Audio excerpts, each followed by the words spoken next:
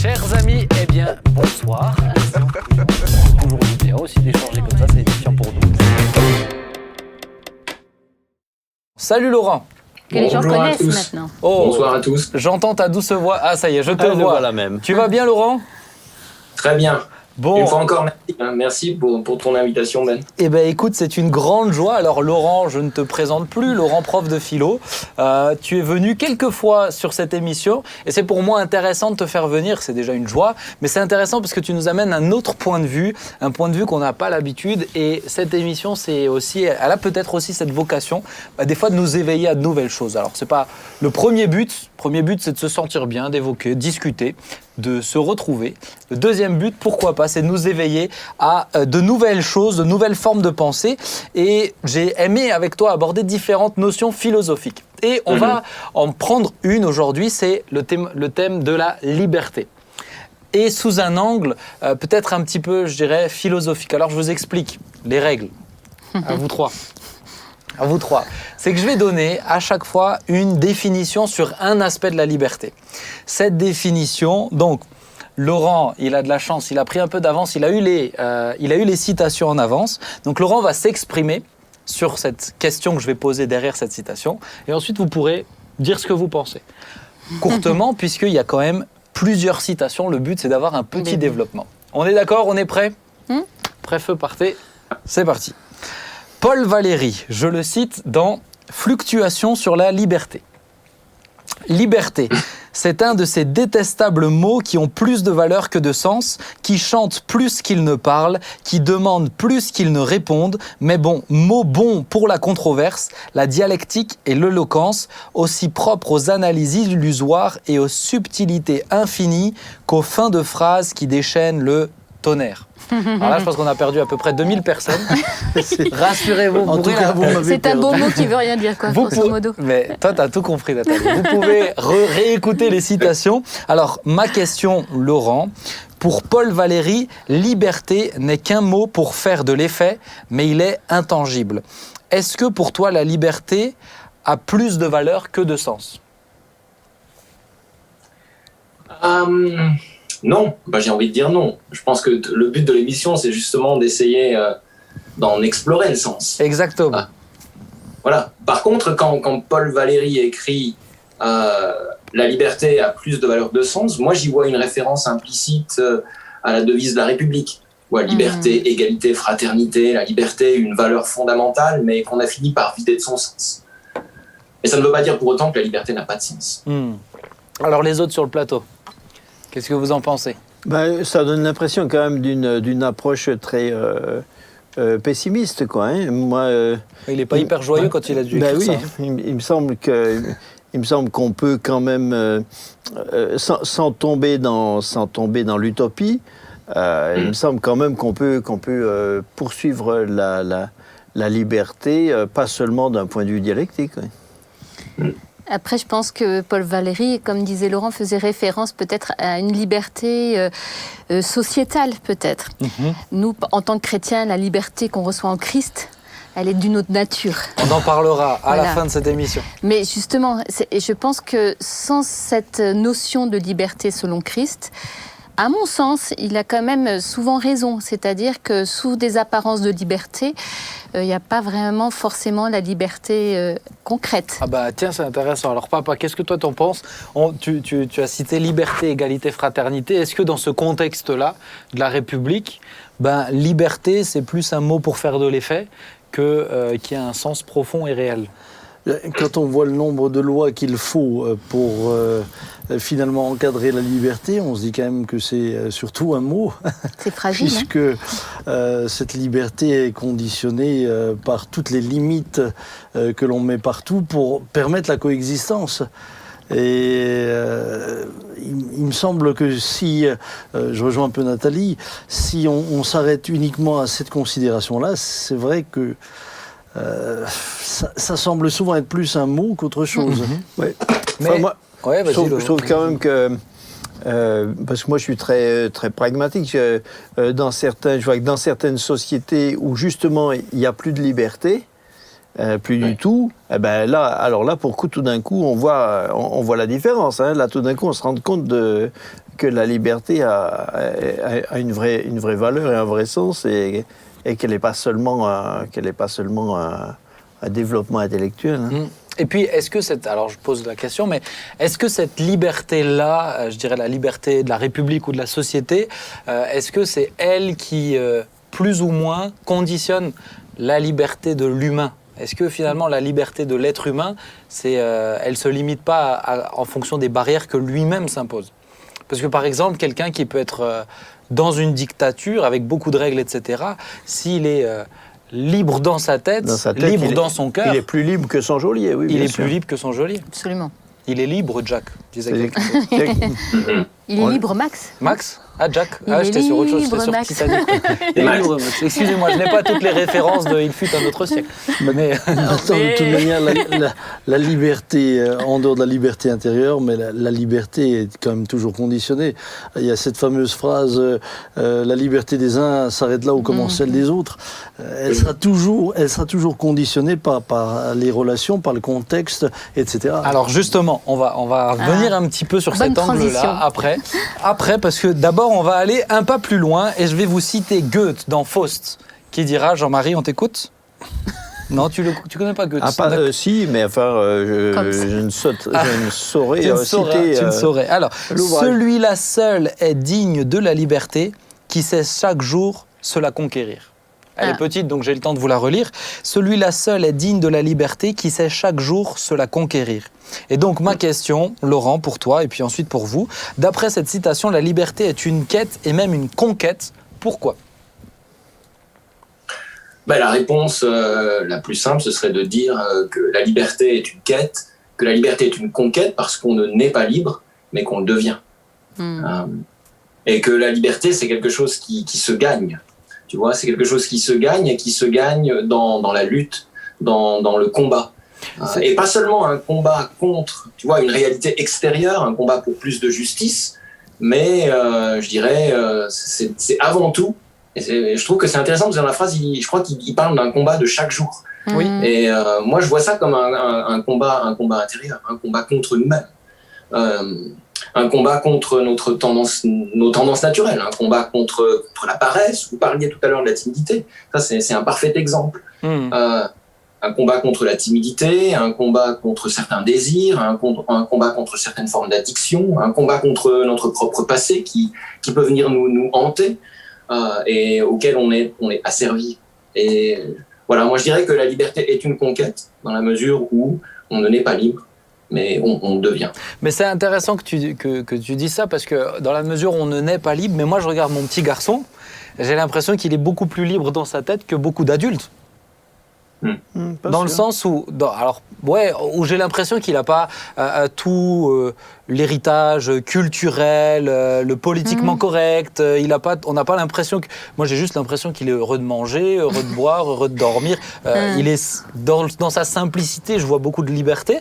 Alors, est-ce qu'on peut perdre cette liberté du début ou pas ? Je sais pas. Mais ton fils, il n'a pas d'autre choix. Il a pas d'autre choix. La liberté, c'est de pouvoir faire des choix. S'il n'a pas de choix, il n'a pas de liberté. C'est très juste. Très géré. Ouais. Oh, Jean-Marie, t'es fort. En tout cas, moi, Goethe, c'est cette phrase, alors excuse-moi Laurent, mais moi, j'aime pas beaucoup sa phrase. Ouais. Parce que ou alors en tout cas, on parle pas de la liberté à un même point, mais faire de la liberté une espèce de, comme ça, une sorte de quelque chose qu'il faut mériter une récompense. En tout cas, j'aime pas bien le regarder sous cet aspect-là, parce que je pense qu'on peut aussi, par exemple, lutter pour faire grandir la liberté des autres. Oui. Et dans ce sens-là, il y a une lutte qui est... Et alors, est-ce qu'ils l'auront mérité ? Mais en tout cas, si on leur en donne, par exemple, tant mieux pour eux. Un Luther, par exemple, un Martin Luther King, ou un Gandhi, ou des gens comme ça, quoi. Ouais. Non, j'aime pas bien ce côté un peu. J'aime pas cette approche. Un peu, c'est que les combatifs. J'aime pas cette approche. D'accord. Papa, qu'est-ce que t'en penses ? Bien. L'aspect spirituel, tu veux l'aborder un peu plus tard. On aborde la liberté après, la liberté en Christ. Donc, à la fin. Je me sens libre de ne pas être libre aujourd'hui et de devoir... J'ai jamais dit que je vous laissais libre. Mais il est évident que Je rejoins... Concentre-toi sur la notion de quête et de conquête. Oui, merci. Je t'aide. Je rejoins quand même un peu ce que disait Laurent tout à l'heure, Donc tu sans vas vouloir dénoter avec Jean-Marie, attention. puisque nous sommes amis, mais justement libres de penser différemment. Je pense que pour certaines personnes, la liberté, c'est vraiment une conquête parfois intérieure par rapport à ce qui les emprisonne. Et pouvoir se libérer de ce qui les conditionne, de ce qui parfois les rend malheureux, c'est atteindre une forme, pour eux déjà, de liberté. Et ça commence à l'intérieur. Tous ceux qui disent « mon pire ennemi, c'est moi-même ». Bien, entre autres, mais ça peut se présenter sous différentes formes. Et je crois qu'il y a des hommes et des femmes qui malheureusement vivent un esclavage intérieur et qui est le résultat de ce qui parfois inconsciemment les a formatés. Tu parlais des enfants tout à l'heure et tu as le sentiment que tes enfants sont très libres, mais c'est fou ce qui conditionne les enfants. Ils sont pas du tout libres entre ce qu'ils entendent, ce qu'ils voient, ce qu'ils ceci, ce qu'ils cela, tout ce qui les conditionne dans le monde qui les environne et qui les façonne. Alors, eh bien, va arriver le moment où, lorsqu'ils en prennent conscience, ils ont besoin d'acquérir de la liberté par rapport à ce qui les a. Mais c'est exactement ça que je voulais dire. Moi, l'impression que j'ai, c'est que ils partent d'une bonne base, mais qui devient une prison, ensuite. Après, bon, peut-être je suis allé un petit peu trop loin, mais ça m'arrive, hein. C'est pas grave. Je vais essayer d'avancer pour aller un cran un peu plus loin. Et Nathalie, c'est toi qui auras le droit de parler ensuite. Ah, merci. Oh, Je me retiens. Je l'ai vu. Vous voyez la liberté qui règne. C'est toi qui auras le droit de parler. Donc nous, on est libres. Nous, on est libres de nous soumettre. Non, vous aurez... Exactement. Maxime Ducamp, mémoire d'un suicidé. Tout m'a semblé un asservissement. Le travail, l'amour, la recherche de la fortune, l'existence même. Et à force de vouloir être libre, j'ai fini par vivre seul, en dehors du milieu commun, et je suis devenu malheureux. Ah, pas mal cette citation. Oui, hein. Très bien. Donc, ma question, Laurent, d'aucuns pensent que la liberté, c'est sauter des cadres établis. Est-ce que cela doit passer par là? Jusqu'à où? Je me suis noté un exemple. Par exemple, l'esclavage, on est tous d'accord de dire que c'est un cadre établi qui n'est pas hyper bon. Mais le mariage... Qui est très mauvais. Hein. Mais le mariage... C'est un cadre. Un mariage, c'est un cadre. Donc, jusqu'à où? Laurent, d'abord à toi, et ensuite, nous aurons la joie de vous entendre. Merci. En fait, ce que tu dis par rapport au cadre, ça montre que la liberté, en fait, elle se situe dans un entre-deux. D'un côté, la liberté est une conquête contre ce qui pourrait nous asservir, mais ça ne veut pas dire qu'on doit à tout prix s'émanciper de toute contrainte ou de tout cadre. Voilà, ça ce serait la première chose que je dirais. Puis la deuxième chose, ce serait qu'il y a, à mon avis, une différence essentielle qui me paraît assez décisive entre être soumis à quelque chose et se soumettre à quelque chose. Je pense que, tu vois, tant qu'on traverse l'existence en ayant l'impression de la subir, un peu comme ce jeune homme dans les mémoires d'un suicidé, on n'est pas libre. Et on le devient quand on choisit, en fait, de se soumettre à un certain nombre de choses. Et il me semble d'ailleurs que cette soumission volontaire, elle va nous libérer. Ça me fait penser au témoignage d'Esther qui a déjà été diffusé dans cette émission il y a quelques semaines, où on parlait de la maladie et du fait qu'il faut accepter que la maladie, elle est là tout en s'attendant à Dieu. Ça nous donne beaucoup plus de liberté dans le quotidien par rapport à cette maladie. On n'est pas tout le temps en confrontation directe et intérieure vis-à-vis de Dieu, vis-à-vis de... Jean-Marie, qu'est-ce que tu en penses? Non, pardon, excuse-moi. Excuse-moi, Nathalie. Je voulais garder le meilleur. Je voulais garder le meilleur pour la fin. Je dis que j'ai des pertes de mémoire. Ça s'entend, mais toi. Vas-y. Mais je le voyais me regarder avec des yeux passionnés. Parce que je t'écoute. Alors vas-y, Nathalie. Oui, souvent on fait la référence aussi à un enfant roi qui n'a pas de cadre. Il devient un enfant impossible. Et c'est pas lui rendre service. Et on se rend compte que les lois, par exemple, elles ont été nécessaires pour poser un cadre pour le bien vivre ensemble, qui nous donne en fait un sentiment de liberté ensemble. Parce que si la liberté, c'est vraiment faire ce qu'on a envie de faire quand on veut, n'avoir ni Dieu ni maître, par exemple, ça c'est l'anarchie en fait. C'est vraiment l'anarchie et c'est pas une valeur idéale, enfin à mon sens. Donc le cadre, je pense qu'on peut s'épanouir vraiment que dans un cadre. Ouais. Et c'est dans ce cadre que la liberté commence vraiment pour moi. Ok. Donc le cadre est quand même essentiel. À partir du moment où effectivement on a cette volonté de s'y soumettre parce que c'est utile. Oui. La liberté. Mais tous les cadres ne sont pas forcément bons. J'ai cité l'esclavagisme. C'était pas forcément une... Oui, Non, mais alors, dans les- entre un cadre et une chaîne, c'est pas... Mais alors regarde par exemple certains qui en France aujourd'hui tu les entends ont lutté pour percer le plafond de verre qui était là pour s'émanciper, faire des carrières, des choses comme ça. On pourrait dire ils avaient un cadre. Ils avaient le cadre, l'héritage de la famille, le cadre du HLM, le cadre de... Mais ils ont lutté parce que pour eux, sortir de ça, c'était acquérir une forme de liberté. Pour moi, c'est souvent seulement des gens qui sont esclaves du mythe du progrès de l'échelle, de gravir les échelons de la hiérarchie sociale. Ils imaginent qu'il faut changer d'étage pour être mieux. Mais ça c'est une vraie chaîne.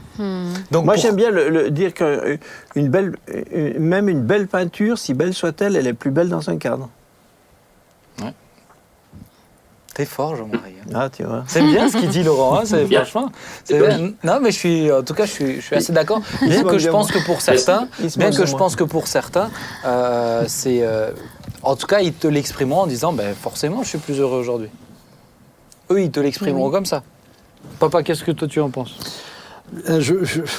Encore une fois, je pense qu'il faut faire la différence entre cette liberté intérieure de laquelle chacun a besoin.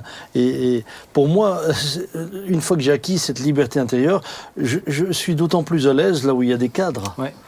D'ailleurs, les cadres sont nécessaires un peu partout. Les cadres parfois sont même nécessaires pour donner du sens. Je prends un exemple. Si vous prenez le football, il faut un cadre, il faut un terrain, il faut des limites, sinon, des règles. Et des règles, sinon ça n'a plus de sens. Alors tout le monde va dans le cadre qui est fixé, jouer librement, dans le respect des règles, mais ça aura de l'intérêt et tout le monde s'y intéresse. Enlevez toutes ces règles et vous avez des gens qui courent dans tous les sens avec des ballons qui tirent dans... Mais ça n'intéresse plus personne. Plus personne. Et tu deviens tout seul, comme il disait. Et tu termines tout seul. On va revenir encore une fois sur la liberté en Christ, mais ce que ça fait surtout dire, est-ce que le cadre que Dieu nous a donné, c'est pas celui-là qui nous rend réellement libres ? On y reviendra. Ouais, voilà, on ne peut pas en parler. Parce que je voulais vous poser une question, en fait. En relisant la citation, là, je me suis fait une autre réflexion et je suis devenu malheureux. Sous-entendu, je me suis enlevé tous les cadres, etc. Donc pour lui, c'était ça, la liberté, pour lui, encore une fois. Mais est-ce qu'on peut être libre, réellement libre, et malheureux ? En tout cas, lui, il n'est pas libre. Hein. Il a ôté tous les cadres et il s'est asservi à être son seul auto-repère, je ne sais pas comment dire ça. Donc forcément, quelqu'un qui ne cherche plus que son épanouissement uniquement que en lui-même, il est forcément très très déçu. Il est esclave de sa quête, là. Il est très très déçu. Et quelqu'un qui se tourne que sur lui-même, si quelqu'un veut être déçu, il a qu'à se confier qu'en lui. Ouais. Alors là, pour être déçu, il va être déçu. Et puis quand la conception de la liberté, ce n'est plus que faire ce que je veux, automatiquement, j'engendre la tristesse et le malheur chez les autres. Puisque je prends par exemple dans le cadre du mariage, un mari qui finalement voudrait se libérer de ce cadre sous prétexte de pouvoir être libre et d'aller avec n'importe qui, il condamne sa femme à la souffrance, mais il condamne ses enfants à la souffrance, il condamne le mari de l'autre femme ou les autres personnes à la souffrance, parce que de toute manière, il ne va être qu'un consommateur, il va prendre et il va jeter. Et finalement, il devient le centre de tout. Mais il finit tout seul, inexorablement, et donc malheureux. C'est pas possible autrement. En tout cas, lui, ce qui est intéressant, c'est on n'a pas l'impression qu'il a fait ce qu'il veut avec tout le monde comme il veut. C'est juste qu'il s'est ostracisé. Il s'est isolé, complètement. Ouais. Alors, je continue. J'espère, vous qui nous suivez, que ça va bien. Vous avez le droit de mettre pause si jamais. En tout cas, moi, ça m'intéresse beaucoup. J'aime beaucoup, en tout cas, ce format-là. Bon, dites-moi ce que vous en pensez. Je sens que c'est une émission à donner mal à la tête. Dans le commentaire. Non, mais je trouve que c'est bien des fois de savoir juste s'arrêter, d'évoquer ces thèmes et puis de réfléchir ensemble. Puis si on peut te faire plaisir, Ben. Et si vous pouvez me faire plaisir, je n'en suis que ravi. On est content. Allez, on va citer.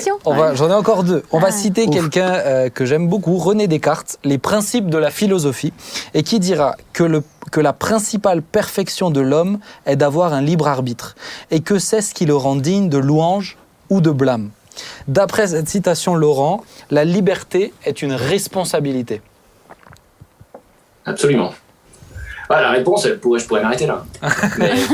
Non, mais c'est vrai, si c'est moi qui suis l'arbitre, parce que c'est ça, parce que le libre arbitre, ça veut dire que c'est moi qui suis l'arbitre de mes choix et de mes actes.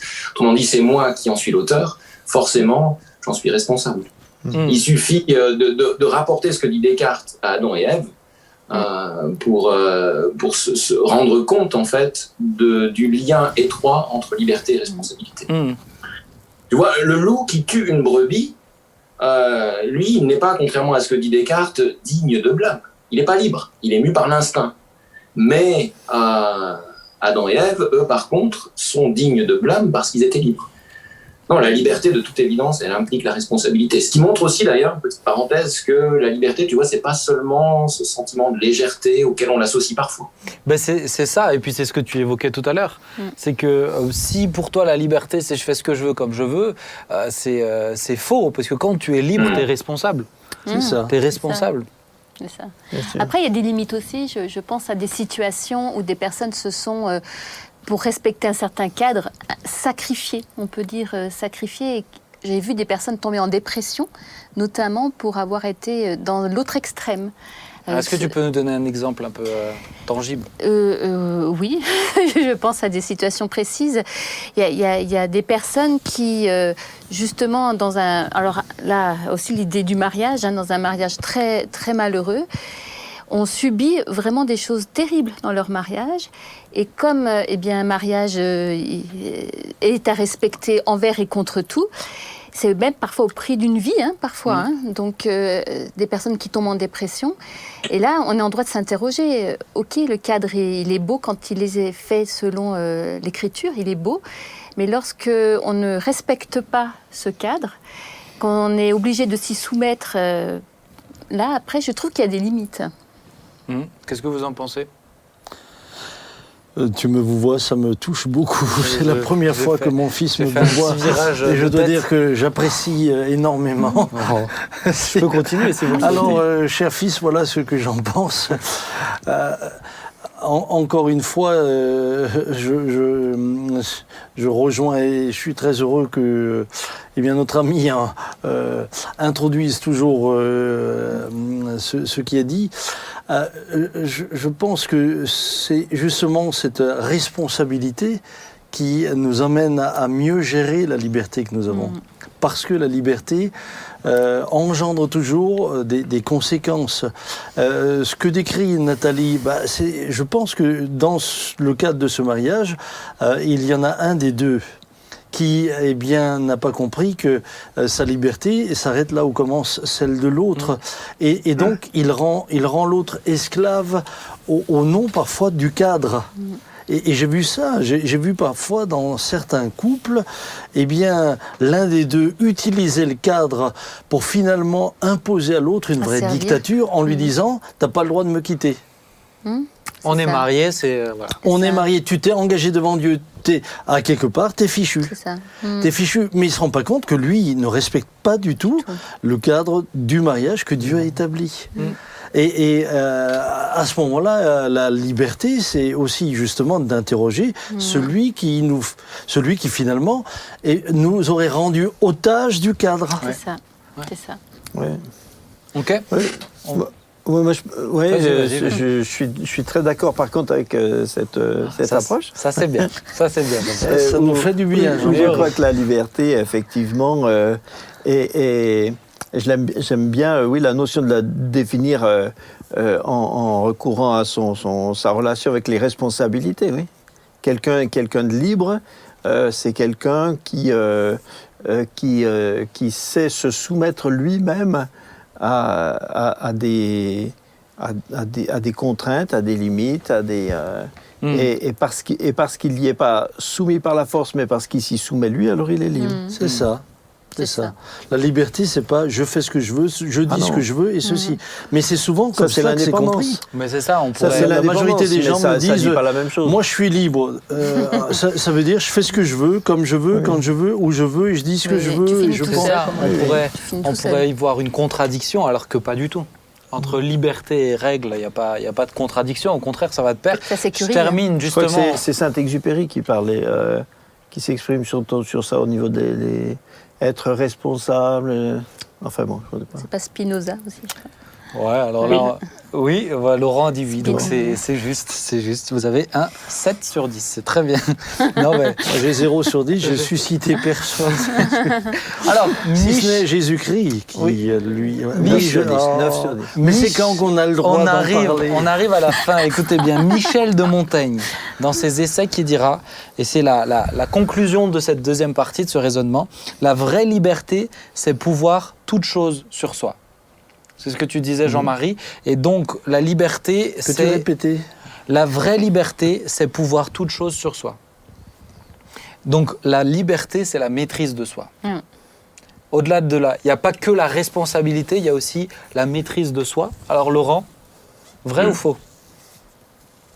Moi, je dirais quand même plutôt vrai.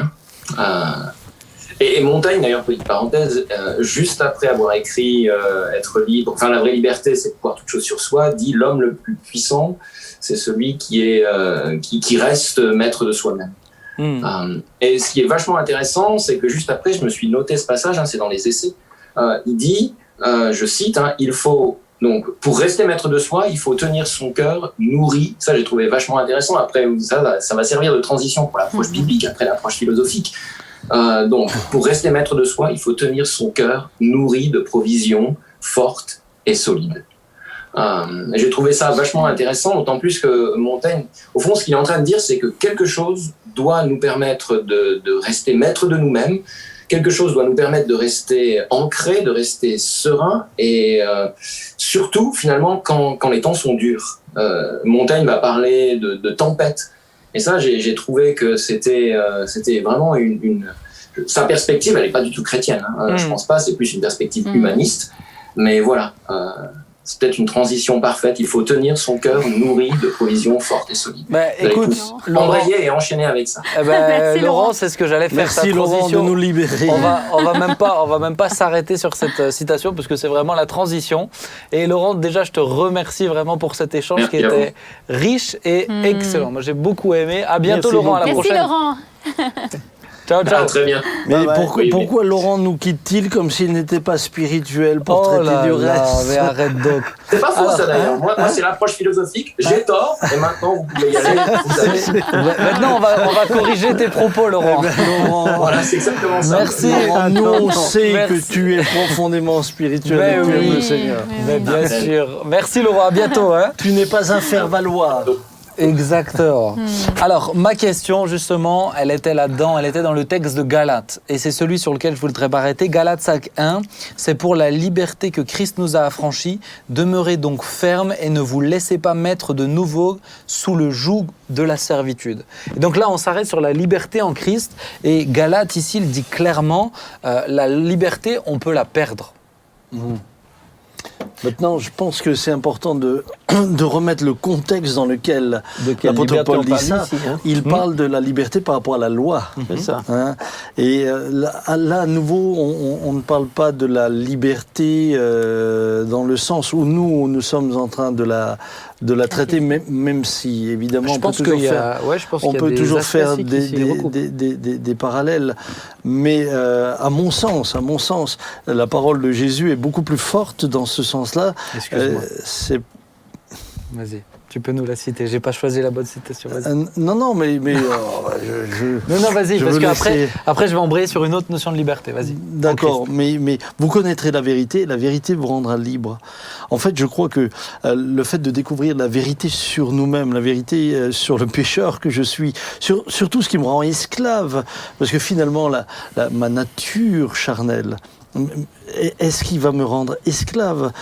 Christ va venir, va me révéler à quel point j'ai besoin de lui, à quel point l'œuvre qu'il a faite me rend libre. Et à ce moment-là, lui qui est la vérité m'amène dans une liberté, mais que je ne connaissais pas avant. Cette liberté dont tout à l'heure on a cité beaucoup d'aspects. Par exemple, celle de la maîtrise de soi. Mais sur ça, on est tout à fait Celle de d'accord. la Je responsabilité. pense qu'on ne parle pas de la même chose parce que. Par contre, Paul aux Galates, c'est plus par rapport à la loi. Mais non, moi, ce que je veux juste relever, c'est et ça, on ne l'aborde pas souvent, c'est en Christ, on peut perdre la liberté. Il peut arriver Bien sûr. qu'on perde la liberté. Ouais. Je ne parle pas de comment la gagner. Mais Oui. On sait qu'il faut Christ et qu'il faut peut-être déjà juste s'arrêter sur ça. Alors effectivement, Galates se concentre sur la notion de religiosité et justement, on peut retomber dans des travers. Donc je vais te laisser parler sur ça. Mais la notion on peut perdre cette liberté-là. Mais d'abord, de nouveau, je rejoins mon éminent collègue. C'est beau, c'est beau, c'est la deuxième fois ce Mais soir. c'est vrai que dans Galates, tout le contexte avant et après traite pas de la liberté au sens ni sociétal, ni moral, ni etc. C'est une question, est-ce qu'on est encore dans Galates 5, et tout Galates, est-ce qu'on est encore dépendant de la loi? Et non, on n'est plus dépendant de la loi, on n'est plus soumis à la loi, donc on est libre par rapport à la loi. Et donc l'Évangile, dans ce sens-là, nous affranchit d'œuvres à faire pour mériter. C'est vrai, à faire des œuvres, évidemment dans le cadre ici judaïque, mais d'œuvres tout court, voilà, on peut se remettre dessous. Seulement, mais la question, après c'est une question qui extrapole un peu. Est-ce que quand on est libre, on peut perdre sa liberté? Évidemment, je dirais par définition même, parce que si on était libre et qu'on puisse plus perdre sa liberté, ça veut dire qu'on serait enchaîné par la liberté, ce qui est un non-sens. Ouais. C'est une absurdité. C'est comme quand on dit que quand quelqu'un est chrétien, il peut pas en sortir. Alors à ce moment-là, il n'a pas été libéré, il a été enchaîné au salut. Et c'est pas possible. Donc on est philosophiquement, on est obligé d'admettre que si on est libre, c'est qu'on peut renoncer à la position dans laquelle on est. Si on peut pas y renoncer, c'est qu'on n'y est pas libre. Bien sûr, un chrétien peut. Non, j'allais dire, Dieu s'est engagé à tout faire pour qu'on perde jamais rien. Si nous sommes infidèles, Dieu demeure fidèle, c'est sûr. Mais l'homme, parce que Christ nous a affranchis, c'est pour la liberté que Christ nous a affranchis, celui que le Fils a franchi est réellement libre, etc. Donc on est libre. Mais justement, si on est libre, on peut se mettre soi-même en danger de sortir de l'état dans lequel on est. Alors et de nouveau de s'aliéner. Alors justement, c'est ce que Laurent donnait avec la citation de Montaigne, c'est l'entretien. Comment entretenir la liberté? Voilà. Nathalie? Comment entretenir la liberté, c'est la relation avec notre Seigneur. Voilà. Il y a eu une excellente prédication là, le mardi 1er juin que je conseille à tout le monde sur justement la grâce et la liberté. Perdre sa liberté, c'est revenir sous le joug du légalisme, tout ça. Moi, je pense que Jésus, c'est vraiment celui qui nous rafraîchit vraiment à chaque fois là-dessus. Et celui peut-être qui nous éveille au danger qui guette quand on est à deux doigts peut-être de se remettre sous des raisonnements ou des réflexes du passé, quoi. J'ai le droit de parler? Oui, tu as le droit. Libérer le sauve. Il va sortir une pancarte tout à l'heure. Je devrais lui mettre un petit bouton, une lumière rouge s'affiche devant moi, comme ça je vais sortir une pancarte. Plus jamais ça, non. Moi, je voudrais quand même dire quelque chose qui me semble essentiel. Enfin, tout est essentiel dans ce qu'on... Pardonnez-moi. Non, tout c'est est bien, essentiel. Mais je voudrais quand même dire quelque chose qui est très important. Mais par rapport à au développement que nous avons là et sur lequel mon cher ami Jean-Marie avait déjà commencé à construire. Gentil entre vous, Ah bah oui, j'ai envie de lui dire ne me quitte pas. Et avait commencé à construire. la liberté nous mène toujours justement au choix et à sa responsabilité. Et moi, ce qui m'impressionne, et je dois le dire de plus en plus, c'est de voir à quel point les chrétiens ne veulent pas choisir. Ils préfèrent que nous leur dictions comment ils doivent se comporter, ce qu'ils doivent faire, etc. J'ai parlé dernièrement du corps. Mais c'est extraordinaire ce que les chrétiens veulent qu'on leur dise « t'as le droit de mettre ça, t'as pas le droit de faire ça, t'as le droit de ceci, t'as le droit de cela ». Je l'avais dit, j'ai été effaré par une prédication que j'ai entendue d'un orateur que je ne citerai pas, et non pas dans le sens, non pas dans le cadre d'une conférence, mais où il allait jusqu'à décrire les actes sexuels autorisés dans le mariage ou non, etc. Mais je trouve ça terrible. C'est terrible. infantilisant. Mais d'abord, c'est infantilisant, ça vous prive de la liberté, mais ça montre surtout que les chrétiens ne sont pas matures. La maturité spirituelle conduit à cette relation avec Dieu dans laquelle le Saint-Esprit nous conduit dans toute la vérité. Et être mature, c'est être libre, justement, c'est savoir gérer ça. Mais justement, le Saint-Esprit vous conduit dans la liberté des enfants de Dieu. Et aujourd'hui, sincèrement, je vois parfois des réactions, même dans le chat, très violentes à notre égard. Presque à nous reprocher de dire mais ce que nous voulons, c'est votre maturité. Nous voulons faire des disciples, nous voulons faire des hommes et des femmes libres dont le Saint-Esprit et la parole de Dieu vous conduira à savoir ça c'est bon, et vous le sentirez intérieurement. Je me suis dit quand même, une fois que les pasteurs arrivent jusqu'à dicter ce que les croyants doivent faire dans le lit ou pas faire, mais alors à partir de là, je peux vous dire ce que vous avez le droit de manger, je peux vous dire combien de temps vous devez dormir, combien de temps, mais il n'a plus de fin. Mais je pense que, alors là, je risque peut-être de me faire des ennemis sur Internet. Il faut pas des ennemis. Non, mais pas. Une réflexion, peut-être que, ou pas peut-être, pour moi, des fois, on se le dit pas, mais les croyants par moment voient l'intermédiaire entre Dieu et l'homme. Il y a le pasteur, et c'est pas juste. C'est pas juste. Moi, j'ai reçu encore il y a pas longtemps quelqu'un qui me dit regarde tel choix, dis-moi si tu as une parole pour moi. Ben non, ben non. Prie, cherche Dieu. Et puis nous avons tous la parole de Dieu. Mais oui. Et ensuite, elle va nous conduire. Et c'est pour ça que nous avons fait là une série sur la marche par l'Esprit, parce que justement, nous considérons que la loi ne mène pas à la vie de l'Esprit, mais la vie de l'Esprit nous mène à la sainteté. Oui. Alors, Paul dit, excuse-moi, vas-y, je t'excuse. Merci Paul. L'apôtre Paul dit, vous avez été rachetés à grand prix, ne devenez pas esclaves des hommes. Et je trouve que c'est vrai dans tous les domaines, mais c'est vrai aussi, à plus forte raison, dans l'Église. On a été rachetés, c'est pas pour devenir esclaves et préformatés par un... Mais c'est là où dans ce que tu dis, c'est là où ça peut être terrible, c'est que, par exemple, en tout cas, je sais que nous, dans l'équipe pastorale, on lutte contre ça.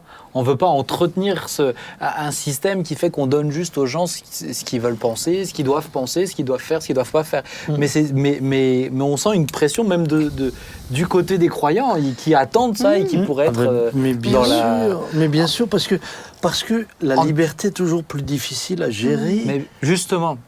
La liberté est toujours plus difficile à gérer. Et ça, c'est... comprenez bien que quand je parle de la liberté par l'esprit, je suis pas en train de dire... je reviens à ce que Paul dit par rapport à la grâce.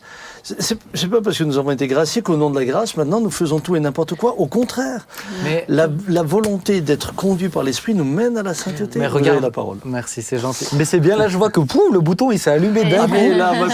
Parce que j'aimerais tellement que nos frères et sœurs soient... On parlait plus de Faust, de Montaigne, et pas ça. Moi, enfant, nous avons tellement souffert aussi des moments où on nous disait non, telle longueur de cheveux, telle longueur de ceci. Et je suis pas parti dans un autre extrême, mais j'ai découvert la liberté en Christ. Mais regarde le peuple hébreu, alors qu'il sort d'Égypte, très rapidement, va dire, simplement, ils vont dire on était mieux quand on était esclaves. Oui, mais eux, ils sont sortis d'Égypte, mais l'Égypte n'était pas sortie d'eux. Exactement. Mais alors qu'ils avaient cette liberté d'aller où ils voulaient, On était mieux quand on était esclave. Et je pense que c'est le cœur humain, hein, c'est ici. Maintenant, je vous pose la question. Qu'est-ce que ça signifie être libre du péché dans Romains 6 ? Romains 6, afin que le corps du péché soit détruit. Ben, pour moi, être libre, c'est pouvoir refuser. Donc, d'accord. Être libre, c'est refuser. Ouais, dire ça. C'est choisir. Donc choisir, c'est pouvoir accepter. Mais ça on veut dit dire- toujours être Et on libre, a c'est la pouvoir capacité. choisir. C'est pouvoir accepter, mais être libre, c'est pouvoir refuser. C'est S'il n'y a ça. pas de choix, il n'y a pas de C'est ça. liberté. Et donc, moi, c'est souvent Romains 6, c'est mon texte pour introduire le baptême. Je le prends tout le temps, Romains 6. Bah oui. Ben, donc, quand on pêche en tant que chrétien, ça veut dire qu'on a choisi le péché. Non, pas forcément. Mais c'est le fait de pratiquer le péché qui est différent. Ben, si être libre, c'est pouvoir choisir. Ben, Et que tu refuses des fois, Alors, et que tu fais c'est- des fois. Si on pêchait involontairement, ça ne serait pas un péché. Mais non, c'est ça. Si on pêche, c'est C'est que qu'on a celui qui péché. pêche a conscience de ce qu'il fait. Maintenant, on peut pécher par omission Par aussi. omission. Et je crois que quand, par exemple, on peut faire le bien et qu'on ne le fait pas, bah, on pêche par omission. Oui, mais Parfois par commission, parfois par omission. Mais t'es quand même. Mais ça reste un péché parce que t'aurais pu choisir de faire le bon acte. Autrement dit, tu en es conscient. Ben oui. Moi, c'est comme quand les enfants sont tout petits. Quand mes enfants étaient tout petits, des fois ils font un truc, ils cassent un truc, tout ça. Alors l'excuse, les enfants disent j'ai pas fait exprès. Je dis oui, mais il fallait faire exprès de faire attention. Parce que sinon, alors sans les culpabiliser, mais justement la responsabilité, c'est aussi, c'est qu'on subit pas, on subit pas, on a un droit de regard sur soi-même, sur ce qu'on fait, sur ce qu'on Et donc, dit. quand on pêche, on choisit de pécher. Ah Maintenant, oui.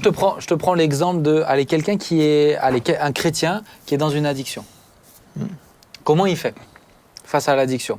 Ou il retombe, on sait que dans une addiction, il peut y avoir des chutes, des rechutes, même s'il y a le processus qui est enclenché.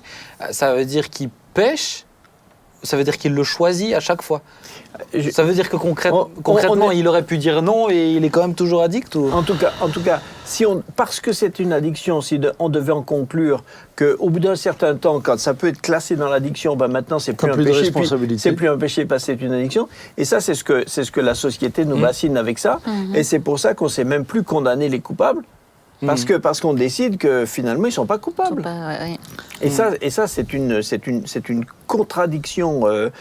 contradiction, morale et c'est une absurdité. Pour moi, alors Nathalie, c'est un peu ce que tu disais avant. Dans ce cas-là, par exemple, le cas d'une addiction, ce que je considère être mal, c'est de l'accepter, de le tolérer, c'est de ne pas du tout rentrer en conflit avec, en disant bon, ben, c'est comme ça. Et voilà, pour moi, il faut tout faire, mettre tous les moyens pour en sortir et puis se battre au quotidien.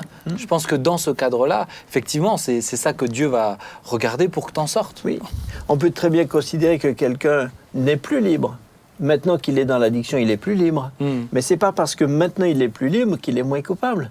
Il y a un moment où il était libre de rentrer ou de ne pas rentrer dedans. Donc, mais il y a un moment où il y a une responsabilité. Oui. C'est comme un chauffard qui tue quelqu'un en voiture quand il est complètement saoul. Ça viendrait à personne de dire bah, qu'est-ce que vous voulez, c'est normal, il ne pouvait pas l'éviter, il était saoul. Il a choisi de boire. Non, la faute morale, c'est pas au moment où il renverse le gamin sur le passage piéton. La faute morale, c'est 2 heures avant, quand il a commencé à picoler. C'est ça. Mais il y a une faute. Mais je pense qu'il y a quelque chose qui revient tout le temps, c'est la notion de responsabilité. Et pardonne-moi si je reviens un peu juste en arrière sur ce que je disais tout à l'heure quant au fait que les chrétiens veulent, les chrétiens et parfois d'autres personnes, hein, mais veulent qu'on leur dise ça tu peux le faire, ça tu ne peux pas le faire, ça tu peux le faire. C'est que justement la liberté, certains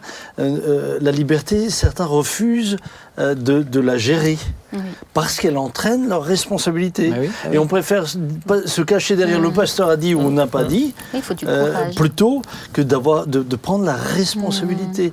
Et je crois que la vraie liberté nous amène à être des hommes et des femmes, des chrétiens responsables.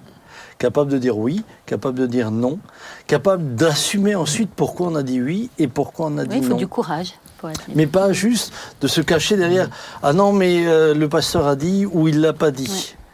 Et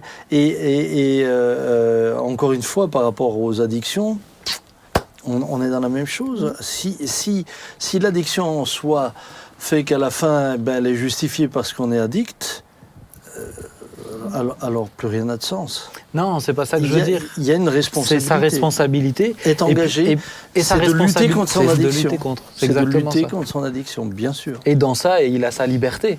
C'est de la tolérer ou de lutter contre.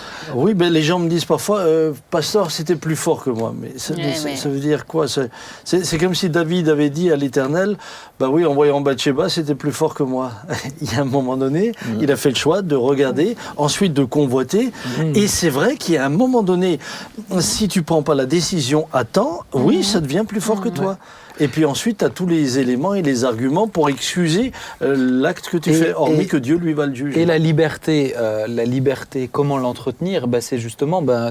tu prends l'exemple de Bathsheba, c'est l'entretenir dans les petits détails très concrets. C'est de ne pas la regarder, c'est de ne pas entretenir les pensées, c'est d'aller comprendre les conséquences de c'est ça, ces c'est pas juste une vague notion. Je pense que c'est important que les gens comprennent ça, vous qui nous écoutez. La liberté, c'est pas juste une vague notion vide, qui a juste du sens, comme le disait Paul Valéry.